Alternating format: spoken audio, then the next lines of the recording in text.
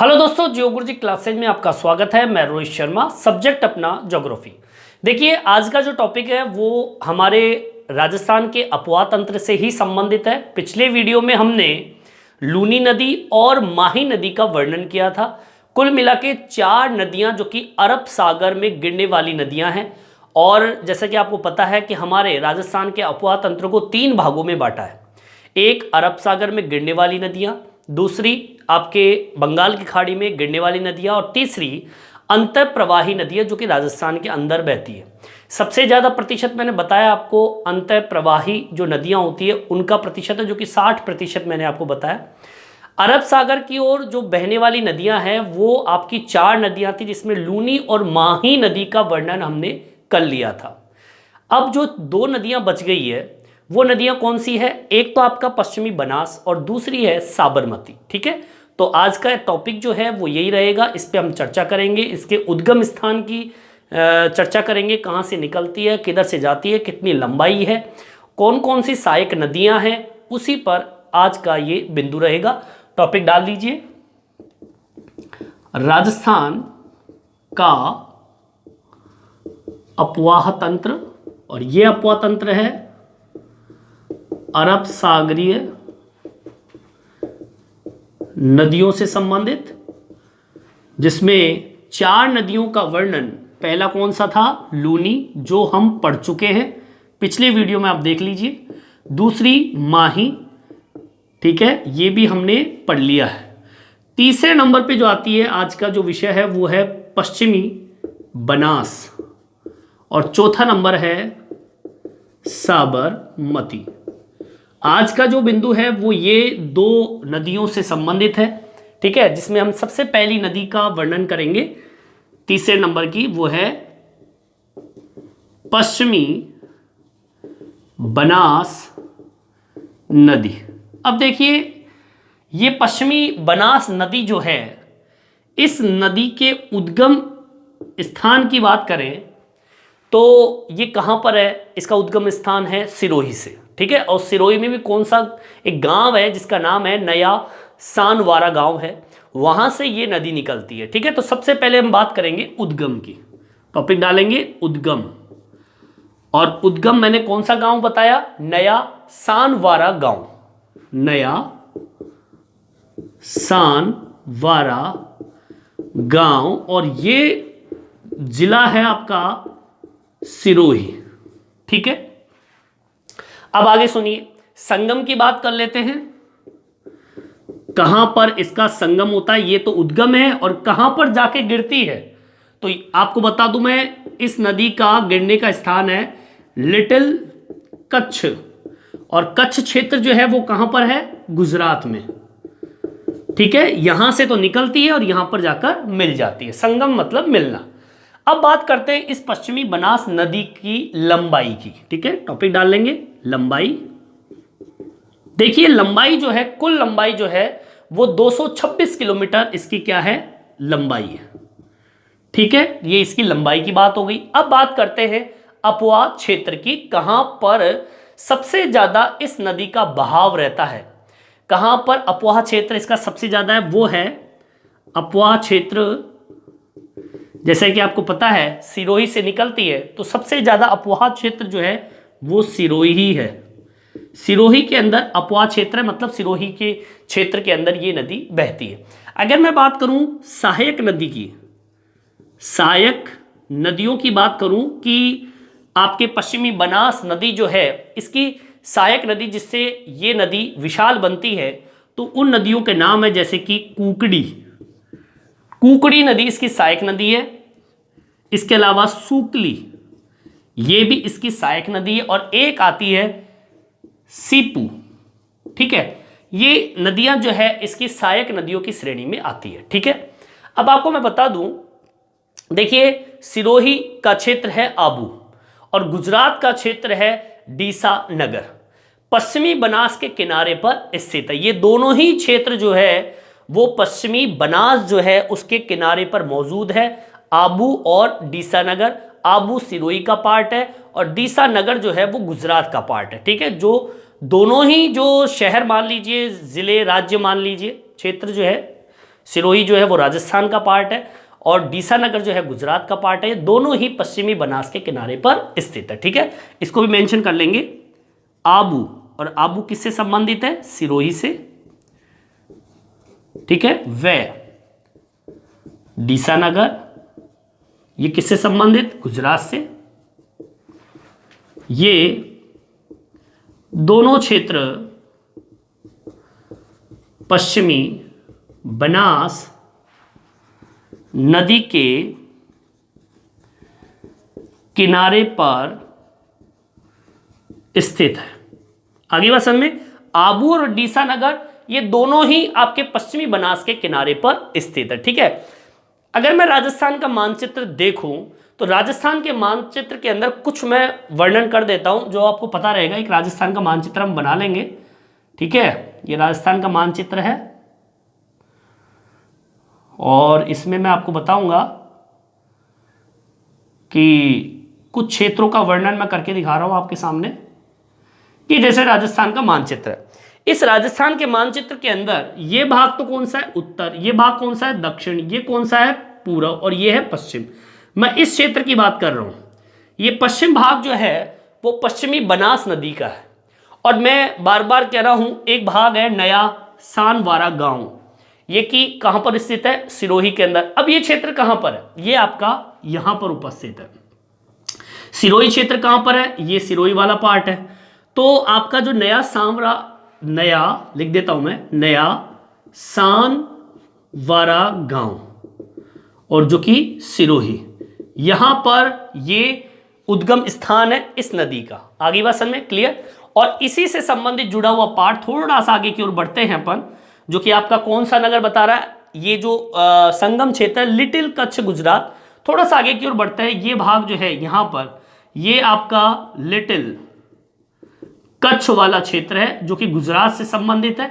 आगे की ओर जब बढ़ते हैं तो गुजरात ही आता है नीचे की ओर, तो वहां पर आपका लिटिल कच्छ दक्षिण जो कि गुजरात वाला पार्ट है इधर की साइड, और ये भाग जो है सिरोही का, तो यहां से तो निकलती है और यहां जाकर मिल जाती है, संगम हो जाता है। ठीक है, तो ये तो बात हुई हमारी किसकी? पश्चिमी बनास नदी की। ठीक है, तो यहां तक आप उतार लीजिए और फिर बात करेंगे साबरमती नदी की। देखिए, अब हम बात करते हैं अगली नदी की, जो कि आपके चौथे नंबर की नदी है, साबरमती नदी। चौथा पॉइंट डाल लेंगे अपन, साबरमती नदी। देखिए, इस नदी की विशेषता कुछ इसी तरीके से है जैसे हमने पश्चिमी बनास की विशेषताओं का अध्ययन किया। जैसे कि सबसे पहले हम उद्गम क्षेत्र की बात करें तो उद्गम क्षेत्र कहां से? उदयपुर का एक क्षेत्र है, पदराना हिल्स। पदराना हिल्स कहां पड़ता है? उदयपुर में। ठीक है, पदराना हिल्स, और ये भाग है कौन का? उदयपुर का। वहां से तो ये निकलती है। और अगर मैं संगम की बात करूं, मतलब कहां पर जाकर गिरती है या मिलती है, तो खंबात की खाड़ी का नाम सुना होगा। खंबात की खाड़ी, यहां जाकर ये नदी मिल जाती है, संगम यहां पर हो जाता है। अगर मैं लंबाई की बात करूं, कुल लंबाई जो है, तो कुल लंबाई कितनी है? 416 किलोमीटर। लेकिन अगर मैं राजस्थान की बात करूं, राजस्थान में केवल मात्र 45 किलोमीटर इसकी कुल लंबाई है, केवल मात्र। ठीक है, अपवाह क्षेत्र की बात कर लेते हैं। अपवाह क्षेत्र कहां पर ये नदी बहती है? तो सबसे पहले तो आपका नाम सामने लिखा हुआ है, पदराना हिल्स उदयपुर। तो उदयपुर के अंदर ये नदी बहती है। ठीक है, सहायक नदियों की बात कर लेते हैं। सहायक नदियां, सहायक नदियों में कई सारी नदियां इस नदी को विशाल बनाती है, जैसे कि वेतरक नदी इस नदी को विशाल बनाती है। सेई, ये नदी भी इसकी सहायक नदियों की श्रेणी में आता है। एक नदी है हतमती। ठीक है, हतमती, ये नदी भी आपके सहायक नदियों की श्रेणी में आती है। ठीक है, इसके अलावा मेसवा, इसके अलावा मानसी, और एक नदी और है उसका नाम है माजम। ये नदियां वो नदियां हैं जो कि इस नदी को विशाल बनाती है, मतलब इसकी सहायक नदियों की श्रेणी में। आगे बात समझ में। अब जिस प्रकार से आपके पश्चिमी बनास नदी के ऊपर मैंने बताया था आबू, सिरोही और डीसा नगर गुजरात, ये दो क्षेत्र ऐसे हैं जो कि पश्चिमी बनास नदियों के किनारे पर बसा हुआ है। उसी प्रकार से अहमदाबाद, साबरमती और गांधीनगर, ये तीन क्षेत्र ऐसे हैं जो कि साबरमती नदी के किनारे पर स्थित है। जैसे आबू और डीसा नगर पश्चिमी बनास की किनारे पर स्थित है, वैसे ही अहमदाबाद, साबरमती और गांधीनगर इसकी नदी के किनारे पर स्थित है। ठीक है, लिखेंगे अहमदाबाद, ठीक है, साबरमती और एक है गांधीनगर। ये स्थान साबरमती के किनारे पर स्थित है, उपस्थित है। ठीक है, आगे बात समझ में। ये तो मैंने उसी तरीके से वर्णन किया है जैसे अपन ने पश्चिमी बनास नदी का वर्णन किया है। ठीक है, इसमें कोई अलग चीज नहीं बताई। जैसे मैंने आपको पश्चिम बंगाल का उद्गम क्षेत्र बताया। उद्गम क्षेत्र कौन सा था? नया सांवरा गांव, सिरोही। यहां का उद्गम क्षेत्र कौन सा है? पदराना हिल्स, उदयपुर। वहां का संगम क्षेत्र कौन सा था? लिटिल कच्छ, गुजरात। यहां का संगम क्षेत्र कौन सा है? खंबात की खाड़ी।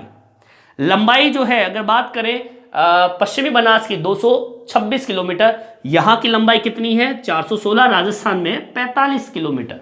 ठीक है, देखा जाए तो आपकी जो साबरमती नदी है वो गुजरात की मुख्य नदी है। ठीक है, राजस्थान में तो 45 किलोमीटर बहती है, बाकी पूरी नदी जो है वो गुजरात में बहती है। वैसे ही अगर मैं अपवा क्षेत्र की बात करूं तो उदयपुर इसका अपवा क्षेत्र है। पश्चिमी बनास का कौन सा है? सिरोही। ठीक है, सहायक नदियों की बात करूं तो यहां पर सहायक नदी वेतरक, सेई, हतमई, मेसवा, मानसी और माजम है। उसकी सहायक नदी कौन सी है? पश्चिम बनास की कुकड़ी, सुकली और सीपू। आगे बात समझ में।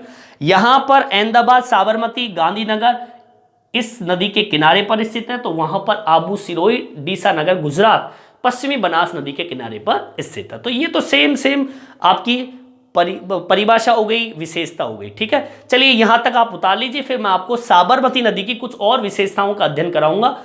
यहां तक आप उतार लीजिए। अब देखिए मैं बात करता हूं साबरमती नदी से संबंधित कुछ क्वेश्चन है और इसी से संबंधित कई क्वेश्चन एग्जाम में पूछे जाते हैं। तो मैं बताऊं आपको, साबरमती राजस्थान की वह नदी है जिसका मुख्य अपवा क्षेत्र कौन सा है? गुजरात, जो कि अभी मैंने बताया आपको।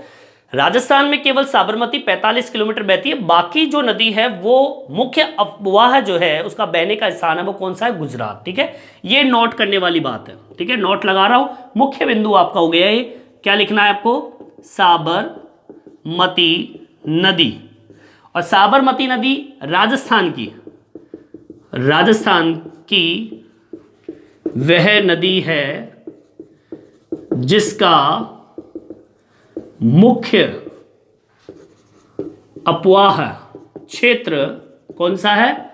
गुजरात राज्य है। मतलब मुख्य रूप से अगर ये नदी बहती है तो वो कहां बहती है? गुजरात के अंदर।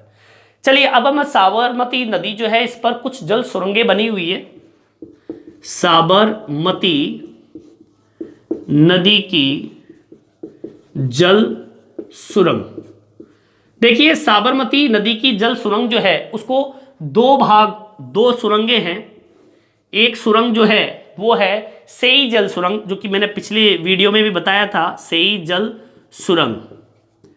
ठीक है, साबरमती नदी पर या साबरमती नदी पर लगाइए इस पर जल सुरंग। जल सुरंग का मतलब एक तरीके से सुरंग के रूप में पानी को एक स्थान से दूसरे स्थान पर ले जाने की प्रक्रिया मान लीजिए आप। सेई जल सुरंग पहली, दूसरी है मानसी वाकल। मानसी वाकल जल सुरंग ये दूसरी जल सुरंग है।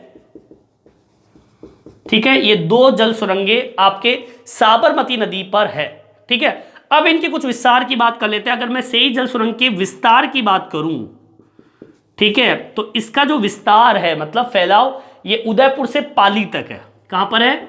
उदयपुर से पाली। आगे बात में विस्तार। जलापूर्ति की बात करूं तो कहां से बताया था मैंने? पिछले वीडियो में अगर जाएंगे तो वहां पे मैंने बताया था आपको जवाई बांध से। जवाई बांध को ये जलापूर्ति का काम करती है। महत्व की बात करें इस सुरंग की तो राजस्थान की ये पहली जल सुरंग है, जो मैंने आपको पढ़ाया था, लिख देता हूं यहां पे, राजस्थान की पहली जल सुरंग है। आ जाइए मानसी वाकल जल सुरंग की बात कर लेते हैं। इसके विस्तार की अगर हम बात करें तो इसका विस्तार है उदयपुर के अंदर। कहां पर है? उदयपुर में। अगर मैं जलापूर्ति की बात करूं, जलपूर्ति या जलापूर्ति, तो जलपूर्ति की बात करूं तो देवास परियोजना मोहनलाल सुकाड़िया यहां की जलापूर्ति ये करती है। लिख देता हूं मैं, देवास परियोजना, ठीक है,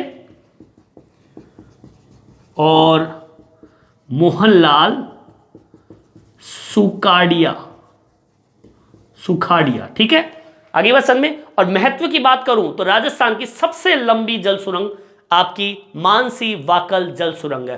जिस प्रकार महत्व में राजस्थान की पहली सुरंग यहां मैंने बताई है, तो यह राजस्थान की सबसे लंबी जल सुरंग है, ठीक है। लिख देता हूं मैं यहां पे, ठीक है, इस जगह लिख देता हूं, राजस्थान की सबसे लंबी सुरंग, ये आपका क्या हो गया? महत्व। क्लियर? विस्तार हो गया, जलपूर्ति हो गई, पूर्ति बनाइए इसको, ठीक है, जलपूर्ति। आगे बात समझ में। विस्तार हो गया उदयपुर से पाली, जलपूर्ति की बताऊं तो जवाई बांध को, और महत्व की बात करूं तो राजस्थान की पहली जल सुरंग मानी गई है मानसी वाकल जल सुरंग, विस्तार इसका उदयपुर। जलपूर्ति की बात करूं तो देवास परियोजना और मोहनलाल सुखाड़िया। महत्व की बात करूं तो राजस्थान की सबसे लंबी सुरंग इसको मानी गई है, ठीक है। तो इसी के साथ में हमारा ये साबरमती नदी भी कंप्लीट होती है, और इसी के साथ में हमारा अरब सागर नदियों वाला पार्ट भी कंप्लीट होता है। ये राजस्थान के अपवा तंत्र का पहला तंत्र, जिसे हम कहते हैं अरब सागरीय अपवाह तंत्र, मतलब यहां पर गिरने वाली नदी जिसे हम कहते हैं, ये 4 नदियों का वर्णन मैंने करके बताया, लूनी, माही, पश्चिमी, बनास और साबरमती। इसी के साथ में ये टॉपिक अपना अरब सागरीय भाग जो है वो कंप्लीट होता है। नेक्स्ट वीडियो में हम पढ़ेंगे अंतः प्रवाही नदियां, जिसके अंदर राजस्थान के अंदर बहने वाली नदियों का अध्ययन करेंगे। उससे अगले वीडियो में हम बंगाल की खाड़ी में गिरने वाली नदियों का अध्ययन करेंगे। इस वीडियो में इतना ही। ये वीडियो आपको कैसा लगा कमेंट्स करके जरूर बताएं, और मेरे चैनल को सब्सक्राइब जरूर करें, जिससे नए नए वीडियो आप तक पहुंचा सकूं। धन्यवाद।